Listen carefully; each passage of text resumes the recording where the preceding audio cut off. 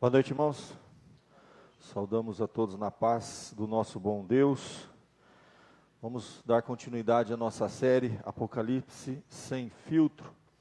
Como eu falei para os irmãos, a introdução nós já vimos várias vezes, acho que dá para a gente avançar para o próximo capítulo, né?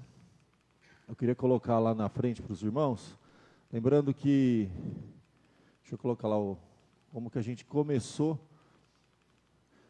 essa divisão. Para a gente começar a mensagem de hoje, ela é importante. Nós vimos já há alguns domingos os 7 candeeiros, que são as 7 igrejas de Apocalipse, e agora nós entramos, desde o domingo passado, na segunda sessão, que são os 7 selos. Vimos o trono, vimos o cordeiro, né, que era digno de abrir os livros e os 7 selos, e hoje nós vamos começar a abrir os selos. Nós vimos também que essa é uma divisão clássica, né, do livro de Apocalipse, que ele vai avançando progressivamente. Você tem partes, né, que são divididas o livro, e vai avançando na história. Tem começo, meio e fim, cada um desses eventos, né, e progressivamente vai acrescentando novos acontecimentos na história que o livro de Apocalipse vem trazendo para a gente. Nós vimos então que a primeira sessão são as cartas às 7 igrejas. Eu já preguei isso numa outra época, eu não voltei a repetir de novo as cartas. A gente viu a visão do trono, né, que aqui tem um esquema bem simples, né, a visão que João viu, como que os santos já estavam reinando com Cristo. Nós temos ali os 24 tronos representando o povo de Deus da antiga e da nova aliança. E nós vimos domingo passado o capítulo 5. Foi um capítulo dramático, em que João via, sentado no trono, o Todo-Poderoso segurando o livro selado, e não havia ninguém digno de abrir esse livro e abrir os selos. E ele começa a chorar, até que um anjo vai até ele, naquela visão que ele teve, e diz: não chore, e vai falar do Cordeiro, né? Aquele que morreu e ressuscitou, ele é digno. E assim a gente crê que, na palavra de Deus, que o Senhor Jesus, então, ele recebeu essa autoridade. É por isso que após a ressurreição de Cristo, ele fala: toda autoridade me foi dada nos céus e na terra. Então, a partir dali, o Senhor Jesus está agora com o livro na mão, ele tem poder para abrir o livro e desatar os selos. E a gente viu no domingo passado, tudo isso está gravado no nosso canal, depois você pode acompanhar essa série, como que o Senhor Jesus tem poder para executar tudo que ali está escrito. E assim avança a história da humanidade e a história do povo de Deus. E hoje, então, nós vamos ver a abertura desses selos, né? Dos 7 selos. Apocalipse, capítulo 6. Eu vou pedir para ligar a luz e a gente vai ler. Eu peço um pouco de paciência.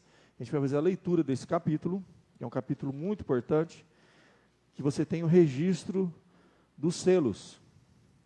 Apocalipse, capítulo de número 6, verso de número 1 em diante.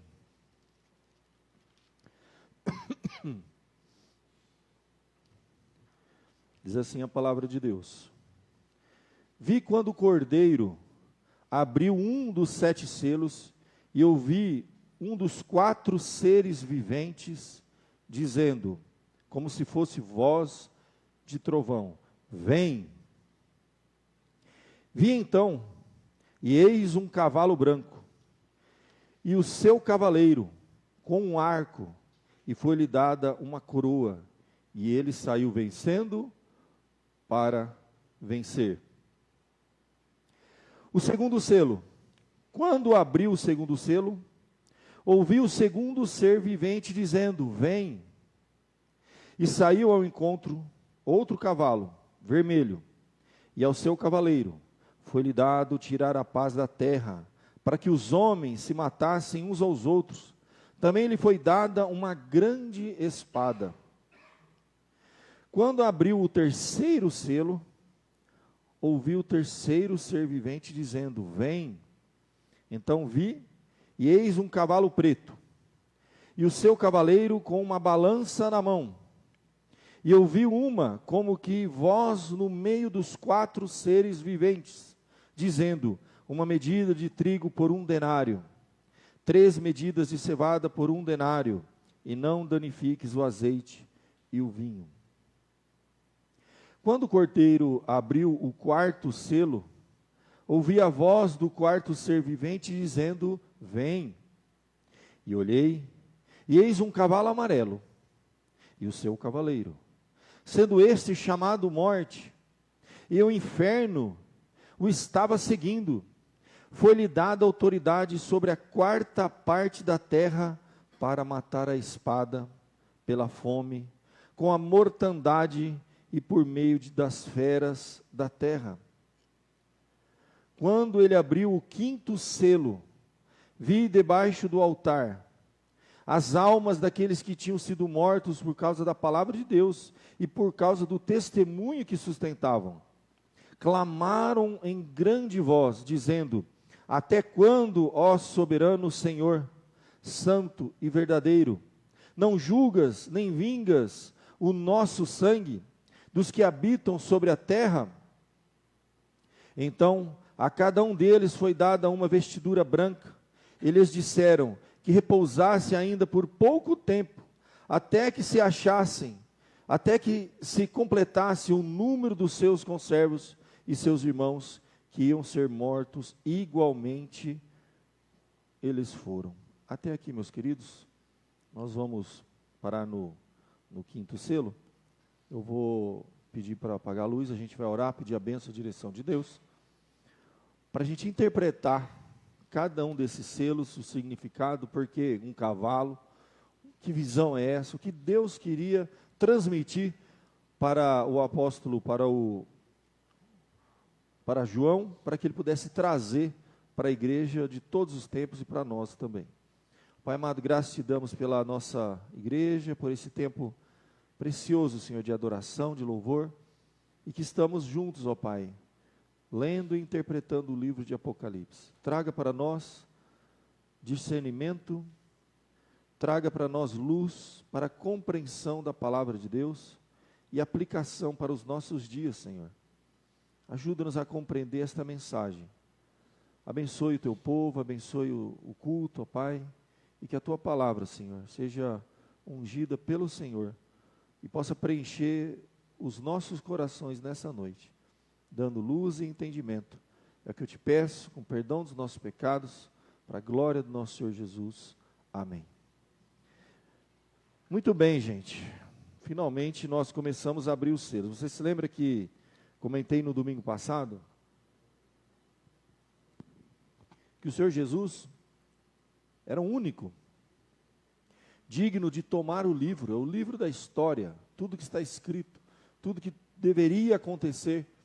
Nós estamos vivendo dentro do que chamamos o milênio, que é um período simbólico, que a palavra de Deus nos mostra, desde a primeira até a segunda vinda de Jesus.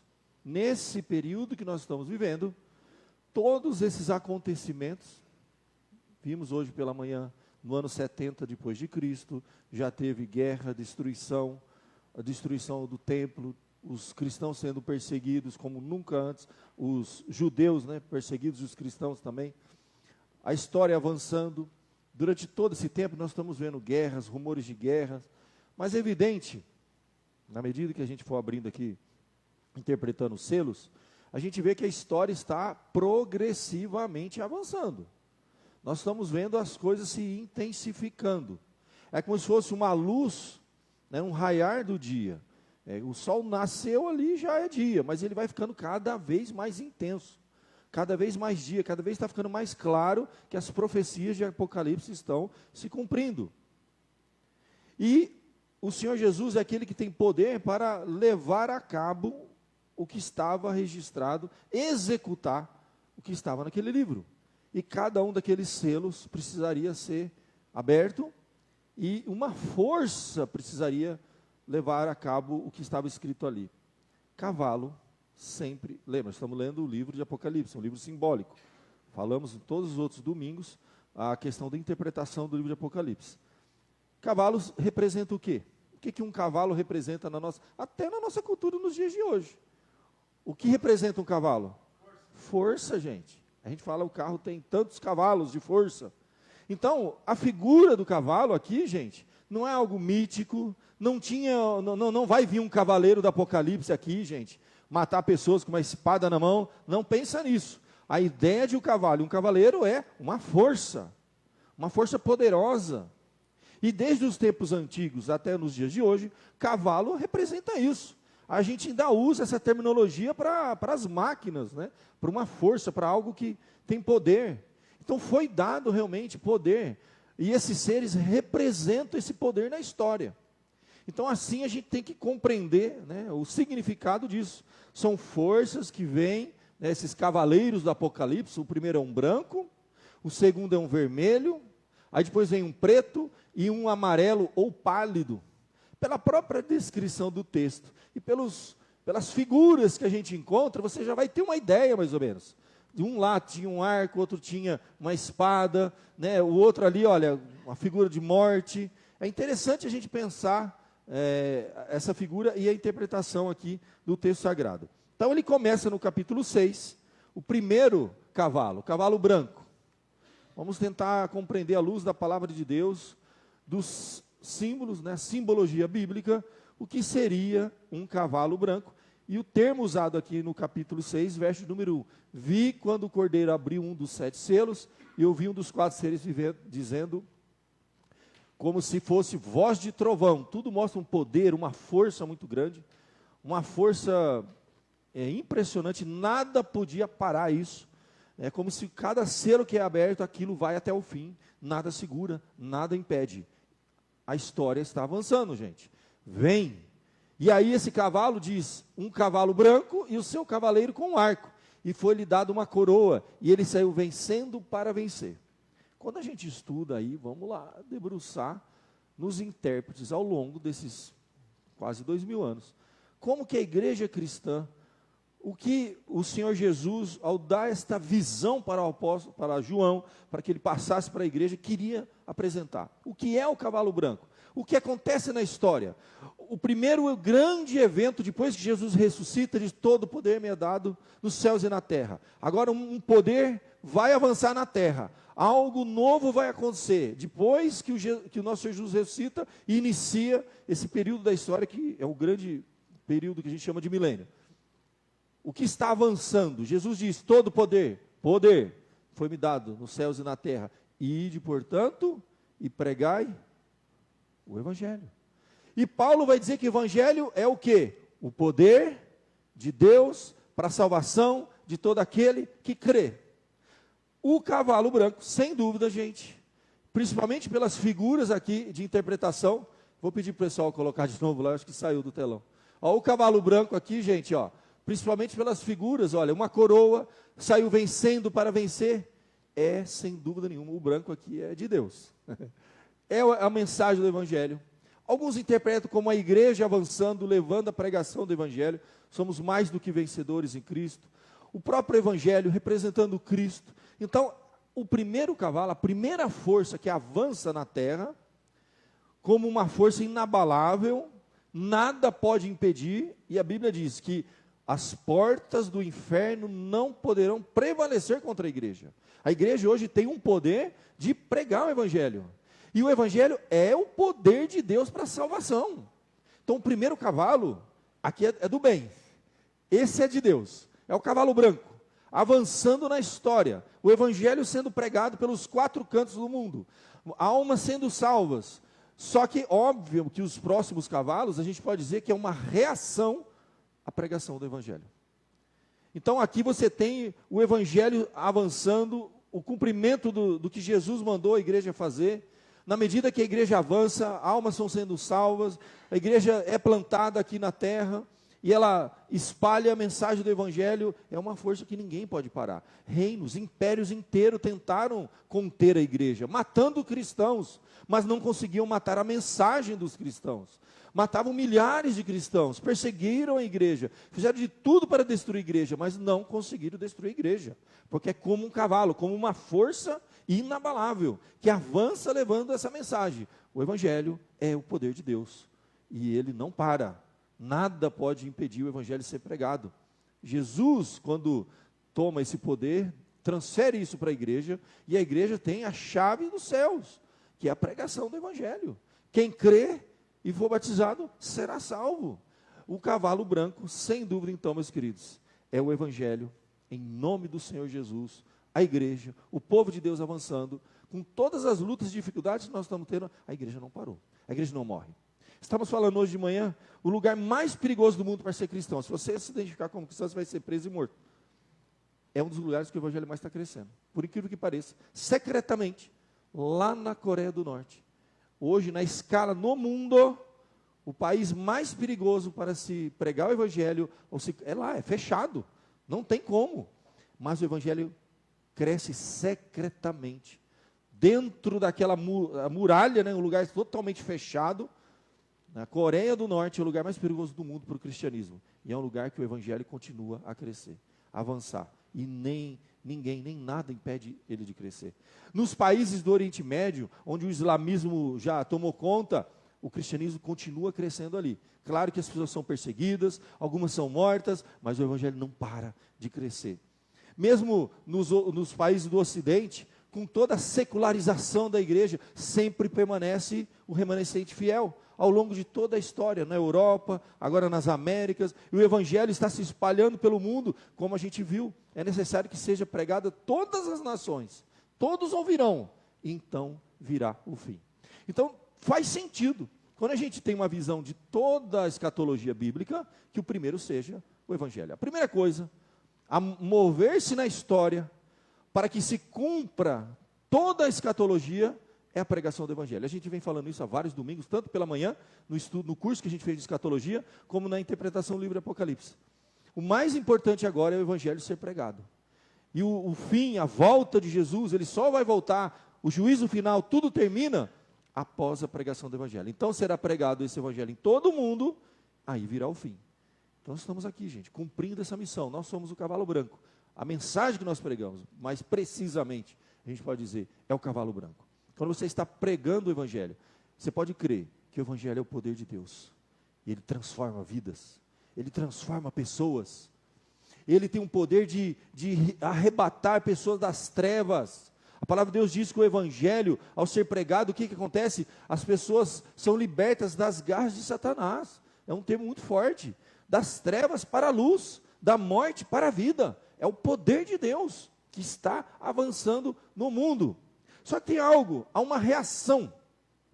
É por isso que muitas vezes, quando você prega o evangelho em algum lugar, você se posiciona com seus valores, com seus princípios, você vai comprar briga. A gente sabe disso. Há lugares, há famílias que se você chegar e falar o que você crê, você vai arrumar para a cabeça. E de vez em quando a gente tem que fazer. Quantas e quantas vezes a gente prega o evangelho e a gente vê reações. O inimigo não tem poder sobre a igreja. As portas do inferno não vão prevalecer, mas o inimigo vai atrapalhar. Isso nós não temos dúvida, gente. As reações são imprevisíveis, né? Hoje eu estava fazendo um enterro aqui no cemitério, na hora de eu vir embora, de uma família conhecida da gente, veio uma pessoa chorando, pedindo para mim, por favor, levar uma palavra para uma jovem que tinha sido assassinada ontem à noite, vocês ficaram sabendo da história, foi jogada na vala aqui na Washington Luiz, e eu não conheço ninguém, eu não tenho a mínima ideia do que se trata, e depois eu fui ficar sabendo da história, uma história muito complicada, e quando eu entrei ali, algumas pessoas me receberam muito bem, mas quando eu abri a Bíblia e comecei a falar, eu tenho que aproveitar a oportunidade, vou pregar o evangelho. Deus é que me deu essa oportunidade, não tinha ninguém para falar, aquela moça ia ser enterrada, depois de ter sido assassinado, com a família e os comparsas dela todos ali.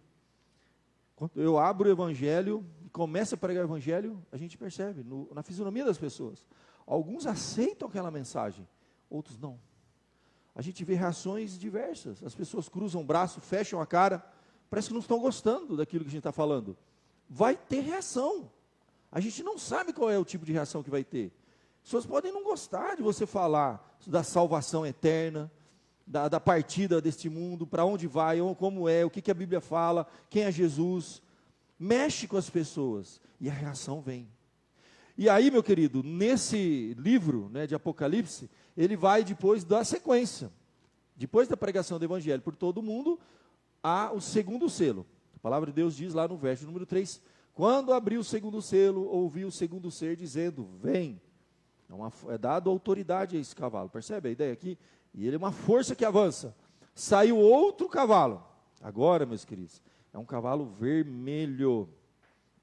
E diz assim: e ao seu cavaleiro foi-lhe dado tirar a paz da terra, para que os homens se matassem uns aos outros.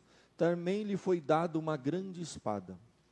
Essa força, né, o cavalo vermelho representa guerra, conflito, falta de paz. A humanidade agora, né, você vê como uma reação contra os próprios cristãos, mas o mundo inteiro entra em conflito. Nunca mais no mundo teve paz plena. Se você não tem, ou é uma guerra civil, ou é uma guerra regional, ou é um país, ou uma nação, é isso que nós estamos vendo. Profecias de Jesus, vimos hoje, no Evangelho de Mateus, no Evangelho de Marcos, se levantará nação contra nação.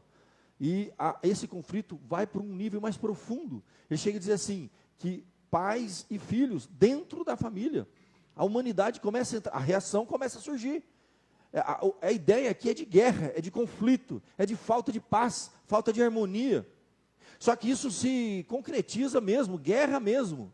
Aí, meu querido, você tem na história, desde que o Evangelho avança, né, no mundo, de lá para cá, nesses 2000 anos, você não teve um dia de paz plena no mundo, em que não havia nenhuma guerra. Não teve um dia. Você está sempre vendo os focos, às vezes a coisa intensifica, e não para, e não para. E isso vai aumentando. Tivemos 2 grandes guerras mundiais que ceifaram muitas vidas. Nós tivemos também, quando a gente pensa, principalmente contra o cristianismo, gente, vermelho não é à toa essa cor, né, gente? Eu vou colocar uma tabelinha aqui para você ver, né? Só o comunismo, gente. O que o comunismo matou, tirou, vidas preciosas, muitos cristãos. Nenhum movimento na história da humanidade matou mais cristão do que o comunismo. Você teve lá no Império Romano, perseguido, mas foi num período muito curto, gente. O Império caiu, acabou. O comunismo não, ele vem já há muito tempo perseguindo e matando. Como eu falei, o lugar mais perigoso do mundo hoje para se viver o Evangelho, pregar o Evangelho, ou simplesmente crer no Evangelho é lá na Coreia do Norte. Você falou que é crente, você morre. Então, meus queridos, aqui só na União Soviética, 20 milhões, na China, 65 milhões, Vietnã, mais de 1 milhão, Coreia do Norte, a gente nem sabe, tem campos de concentração lá, ninguém tem acesso. Há registros, sim, que há cristãos presos em campos de concentração, o Evangelho está crescendo secretamente e muita gente sendo morta. No Camboja, 2 milhões de mortes, na Europa, mais de 1 milhão de mortes, Europa de leste.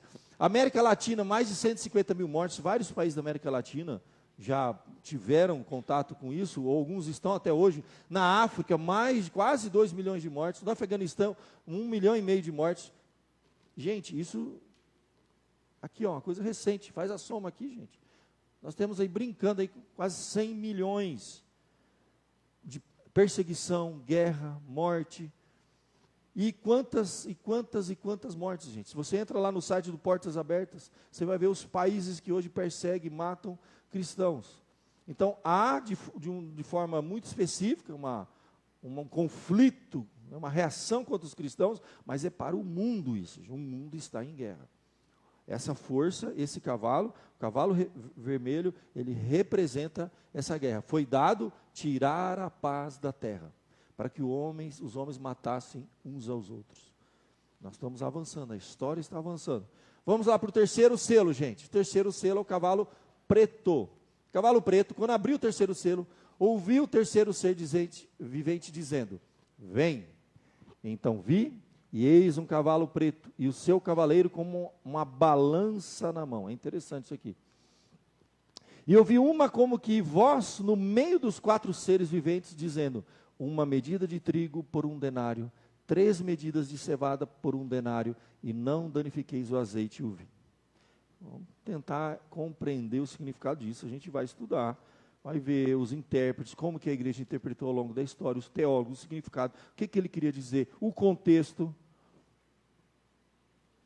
E há uma sequência aqui.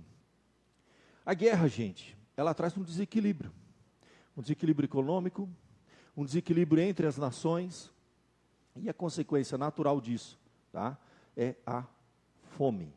O cavalo preto aqui, ele representa isso. Se você vê aqui, ele vai lá de comida. Ó, 1 medida de trigo por 1 denário, 3 medidas de cevada por 1 denário, e não danifiqueis o azeite e o vinho. Olha o que vai acontecer aqui, que interessante, que é o que a gente vê. O alimento, a base, o alimento mais simples, mais barato que existe, 1 medida de trigo e 3 medidas de cevada por 1 denário é um preço muito alto para isso. É como se para viver, para sobreviver, vai custar caro. Então esse cavalo é a fome, gente. Parece brincadeira, mas existem países que as pessoas morrem de inanição, de fome. A fome vem avançando no mundo, com toda a tecnologia que o mundo tem, com os recursos que tem. A gente vê, é um desequilíbrio, uma má distribuição dos recursos, porque a segunda parte explica isso. Olha, aí ele diz assim, e não danifiqueis o azeite e o vinho. O azeite e o vinho é o filé mignon, gente, é a picanha, não de abóbora. Aqui é o filé mignon. Não danifiqueis, o que acontece? O pobre na crise. O que acontece na crise? O pobre fica mais pobre e o rico fica mais rico. Então o pobre vai ter que trabalhar muito para comer, vai passar fome, vai padecer aqui.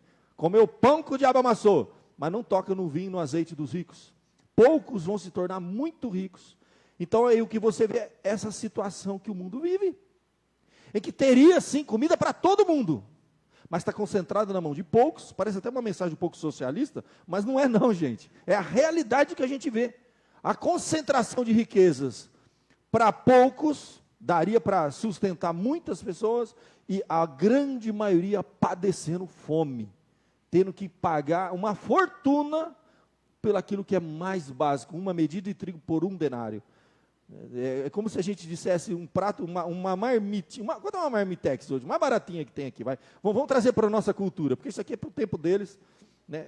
Aqui ninguém sai hoje no mercado, me vê 1 medida de trigo aí, 3 medidas de cevada, por favor. Você não faz isso. Você quer comer hoje, você vai onde? Você vai lá e pega uma marmitex. Quanto que é uma marmitex? Mais barato aqui, na cidade, hã? Vintão, meu, tá caro, hein? Tá caro, hein? Marmitex vintão. Você já pensou se você vai comprar um marmitex, você chega lá 100 pau? 100? É mais ou menos isso. Para te assustar. Quando ele fala aqui que 1 medida de trigo por 1 denário, eu mesmo que você fala assim, ó, uma marmitinha. Aquela que ele põe assim, feijão, um fio de feijão embaixo, muito arroz, um ovinho frito e uma carninha meia boca, assim, sabe? Uma coxinha de frango ali, aquela bem mirradinha ali, tá, uma farofinha, aquela marmitinha assim, sabe, de peão, que é só arroz, né? E o feijão, chupou o feijão, né? Aquela marmita, fala, meu Deus, você come a carne, é só arroz. Você chega lá, o cara vale R$100. Você vai assustar. É como se tivesse escrito, uma marmita por R$100. E não toqueis no filé mignon, na picanha dos ricos. É basicamente isso. É um desequilíbrio na sociedade tal, que vai trazer fome, miséria. Isso tudo tem consequência. Então, se você vê a guerra, traz isso, gente. O que a guerra produz? Produz esse caos. Aumenta o preço de tudo, num desequilíbrio total. A economia do mundo entra em colapso, as coisas aumentam e o pobre sofre. E aqui a gente vê esse cavalo. O cavalo preto aqui é a morte. Ela avança, a morte não, é a fome, né? Vamos pensar assim, que vai trazer morte depois, mas é a fome, a ideia é essa. Então, quando ele coloca alimento aqui, gente, o mundo passa por essa crise. Há países que não têm o que comer, as pessoas passam fome. E hoje a gente assusta, né? A gente ficou mal acostumado. Eu estive conversando com uma pessoa que estava morando na Europa, em Portugal. Ele veio para o Brasil, o maior susto que ele teve aqui, quando ele foi no mercado. Ele foi no mercado fazer uma compra, levou um susto. Eu falei, gente, é um absurdo. Proporcionalmente falando, é caro demais, gente. A gente está pagando caro demais. Você tem que trabalhar muito para fazer uma boa compra. É muito caro. Ninguém entra mais no mercado sem gastar 200. Não tem 300. Uma compra básica ali para a semana. Ninguém mais faz compra por mês, gente. Compra por mês é mais de R$1.000. Não se faz mais. É porque ali, ó, até que está faltando em casa. Né? Você vai dizer, liga para que está faltando. O óleo ainda tem 2 dedos. Então tá bom, dá para mais 2 dias. Entende? Apertou, está caro. Esse aqui é a fome. E por último, né, dos 4 principais, né, tem um outro que vai aparecer depois, o cavalo pálido ou amarelo. Esse aqui, meu irmão, esse aqui a gente sentiu na pele há pouco tempo. A gente sentiu na pele há pouco tempo. Enquanto eu leio aqui, eu vou pedir para alguém entrar na internet agora, rapidinho olhar para mim assim, quantas pessoas o Covid-19 matou em toda a pandemia? Alguém pesquisa aí para mim, depois eu vou perguntar o número. Alguém aí pesquisa. Não tenha dúvida, gente. Isso aqui é a morte. Aqui é a morte, cavalo pálido. A palidez é representando a morte. Quando o cordeiro abriu o quarto selo, ouvi a voz do quarto ser vivente dizendo: vem. E olhei, e eis um cavalo amarelo e seu cavaleiro, sendo esse chamado Morte. E o inferno o estava seguindo. Foi-lhes dada autoridade sobre a quarta parte da terra para matar a espada, pela fome, com a mortandade e por meio das feras da terra. Aí, meu irmão, é tudo que tem, que é morte avançando com todas as armas possíveis. Aqui quando ele fala matar a espada, que foi o primeiro cavalo, que era a guerra. A fome, o segundo cavalo, preto. E o terceiro, mortandade, que é o pálido. Mortandade aqui, algumas traduções está como epidemias, mortandades. É aquele salmo que fala assim, o sol não te assolará de dia, nem a lua de noite, e ele fala, a mortandade não te alcançará. Há muitas passagens na Bíblia que falam da mortandade, são epidemias. E a Bíblia fala que no fim dos tempos teríamos grandes epidemias. Alguém achou aí o Covid-19? Quantas pessoas? 11 milhões no mundo? 15 milhões? 15 milhões, gente. 15 milhões é 15 milhões. Nós já tivemos outras pandemias? Tivemos. Tivemos febre amarela, peste bubônica lá na Europa, mas nunca nesse nível global, em que o mundo parou. Até a natureza se renovou. As pessoas se trancaram nas suas casas durante, pelo menos, Covid-19, né? Mas 2020 que a coisa ficou feia mesmo, né? 2021 a gente começou a afrouxar de novo. E veio a segunda onda, que geralmente mata mais, a segunda onda, né? Meus irmãos, cerca de 15 milhões de almas foram ceifadas por uma pandemia. Isso nunca aconteceu na história. Nessa escala mundial, no mundo globalizado, com o que nós vivemos aqui, não. Foi feio o que aconteceu no passado, né? A febre amarela e as outras pestes, bubônica e tudo mais que aconteceu. Nós tivemos epidemias localizadas, algumas pandemias, mas essa foi a pandemia. A maior de todas que a humanidade já viveu. E se você vê a sequência dos cavalos, você teve o cavalo branco e o evangelho que desde a ressurreição de Cristo está avançando. Guerras, fome, faltava isso, gente. E, contudo, olha, a espada, fome e a mortandade, que é o principal, vamos falar assim, que ceifou milhares e milhares e milhares de vidas. Essas são forças que estão avançando no mundo, concluindo e completando, assim, os eventos escatológicos, e a gente não tem dúvida disso, gente. Não tem problema nenhum de ver isso está acontecendo, é necessário que aconteça.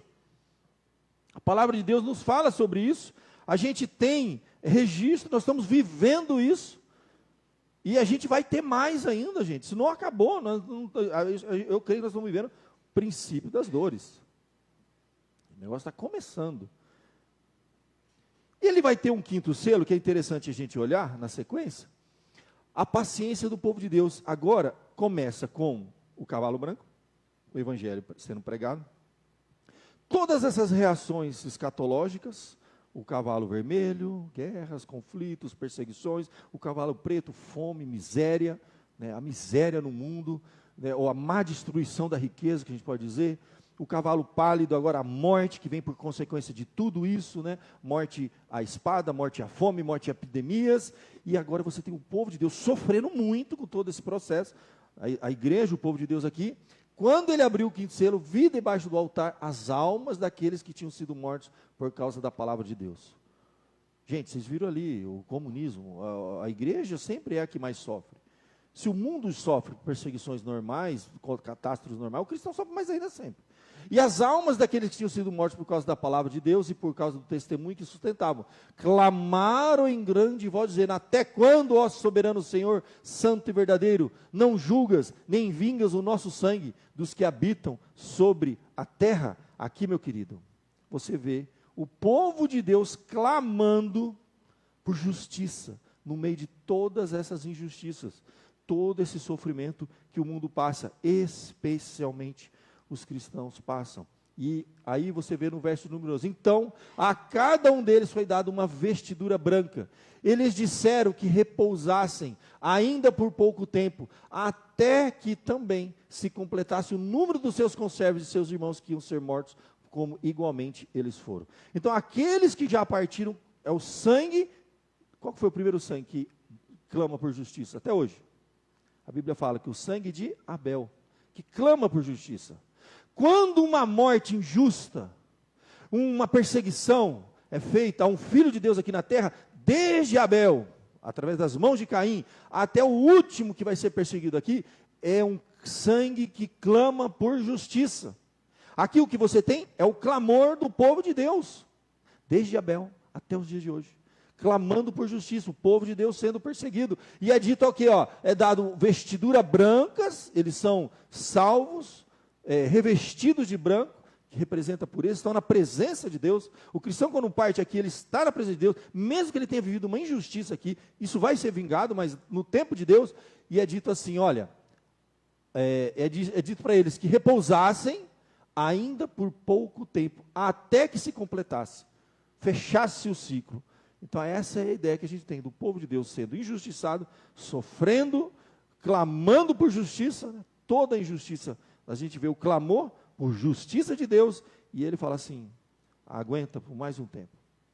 O clamor é claramente por justiça. Olha lá, clamaram em grande voz, dizendo, até quando, Senhor? Até quando? Tanta coisa que acontece. Quando a gente olha para esse mundo, e a gente vê as tragédias, as coisas absurdas que a gente vê, né, a humanidade passar, isso mexe com a gente. O povo de Deus fica indignado. A gente se sente assim, mas cadê Deus? Como é que Deus permite isso acontecer? Se você estiver acompanhando a série da Vila Alpes, você não vai mais se indignar nesse sentido. Você vai falar assim, não perde por esperar, gente. Deus vai vingar. Deus está de olho em tudo isso aí. Tudo isso estava escrito, tudo isso tinha que acontecer, e um dia Deus vai trazer à luz tudo isso, e vai julgar as nações. Quem crê na palavra sabe que isso vai ter que acontecer. O clamor é esse: até quando, ó soberano Senhor, santo, verdadeiro, não julgas? Deus não é juiz, gente. Como é que ele permite tanta injustiça na terra? Tanta gente má, desde Caim até os dias de hoje, perseguindo o povo de Deus, tanto sofrimento, tanta coisa errada que acontece. E, meus irmãos, a maldade é que traz tudo isso. O egoísmo, que traz esse desequilíbrio, muitos passando necessidade e poucos tendo fartura. As guerras e os conflitos que têm consequência, a morte, se você for ver, o cavalo pálido é uma consequência de tudo isso. Devido da morte à espada, à fome. Então, até quando isso vai continuar, gente?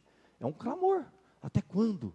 Deus não vai julgar, não vai vingar o nosso sangue dos que habitam na terra? E a resposta é essa, assim, ainda um pouco tempo. Deus fala, aguenta mais um pouquinho, fica tranquilo que Deus não vai deixar passar batido nada. Ele vai julgar. Aqui, meus queridos, então a gente abriu pelo menos 5 selos. Os 4 primeiros selos mostram o que? O cavalo branco, o evangelho.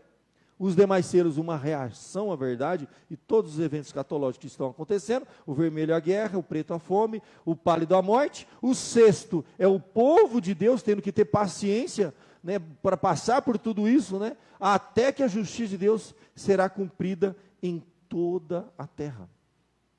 E domingo que vem, nós vamos abrir mais um último selo. São 7, né? Deixei o último separado, tá bom? Abrimos hoje só 5 selos, né?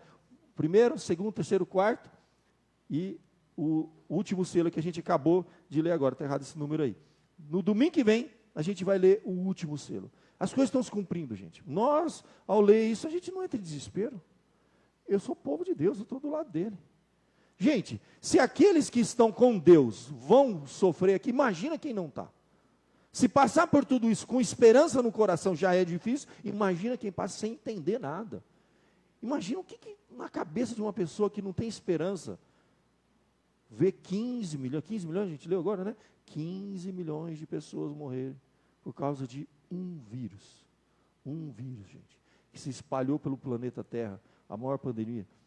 Nós vemos isso e a gente não é desespero, pelo contrário, a gente reforça a nossa fé. a gente vê que a palavra de Deus está se cumprindo. E se tudo isso que ele diz está se cumprindo, pode ter certeza que o restante vai se cumprir também. Ele vai fazer justiça, ele vai voltar e ele vai buscar os seus filhos aqui na terra. A gente deve sim continuar cumprindo a nossa missão aqui, que a gente vê que todos esses eventos escatológicos só reforçam a necessidade da igreja continuar pregando o evangelho por todo o mundo, então virá o fim. Perseverar, não desistir no meio de todas as perseguições, lutas, sofrimento que a gente passar aqui na terra. Se guardar da corrupção do mundo, foi o que a gente falou hoje. Essa é a missão da igreja, gente. Ver os eventos acontecendo, a gente está lendo, a gente está estudando, a gente está entendendo o que está acontecendo. Cumpre a sua missão, prega o evangelho, avança, não desiste. Você foi chamado, Deus tem um plano na sua vida. As injustiças que você passar aqui, como o povo clamava, entrega para Deus. Ele está vendo, um dia ele diz, a mim pertence a vingança, eu retribuirei. A justiça de Deus, ela é retributiva, lembra disso? Retributiva. Se você passar por uma injustiça aqui, a Bíblia chega a dizer, teve motivo de grande alegria o passar por várias provações, porque Deus está vendo. E aquele que perseverar até o fim, dar-te-ei a coroa. Feche seus olhos. Coloca diante de Deus a sua vida, a sua família.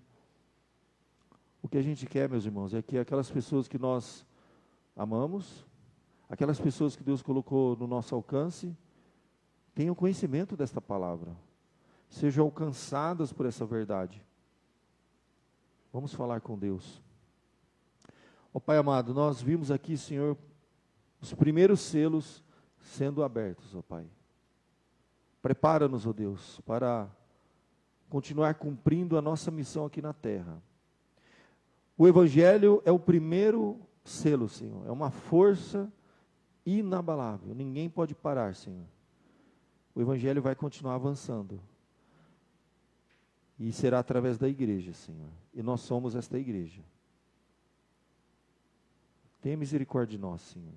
Que a gente possa compreender a profundidade, Senhor, e a responsabilidade disso. No tempo que estamos vivendo, Senhor, logo após uma grande pandemia, nós que sobrevivemos, e ainda estamos aqui nesse mundo, Senhor, porque ainda temos algo para cumprir, uma missão nossa que não se cumpriu ainda, Senhor. Tu conheces, ó Pai, a história de cada família, de cada um que entrou aqui essa noite, Senhor. Tu quer usar, ó Deus, a nossa vida para levar adiante o Evangelho, que é o poder de Deus para a salvação de todo aquele que crê. E nessa noite, em nome de Jesus, ó Pai, fortalece a Tua igreja, Senhor, para que ela cumpra a missão para o qual o Senhor nos chamou. E de pregar o Evangelho a toda criatura, Senhor. Nós teremos reações, um mundo que está em conflito constante, em colapso, guerras, fome, morte, mas tudo isso, ó Deus, não tem poder para parar a Tua igreja. Abençoa-nos, ó Deus, dê-nos esperança no meio de tantas notícias ruins, tantos problemas que estamos enfrentando, Senhor, e que a Tua graça, ó Pai, seja realmente o nosso sustento diário, a Tua misericórdia nos mantém em pé, Senhor, para cumprirmos a missão aqui na terra. Abençoe Teu povo, abençoe os nossos familiares, desperta a Tua igreja, acorda o Teu povo, Senhor, a olhar, interpretar e compreender a história, Senhor. Possamos nos sentir desafiados, ó Deus, a fazer parte disso e cumprir a nossa missão como igreja. Em nome de Jesus que oramos. Amém.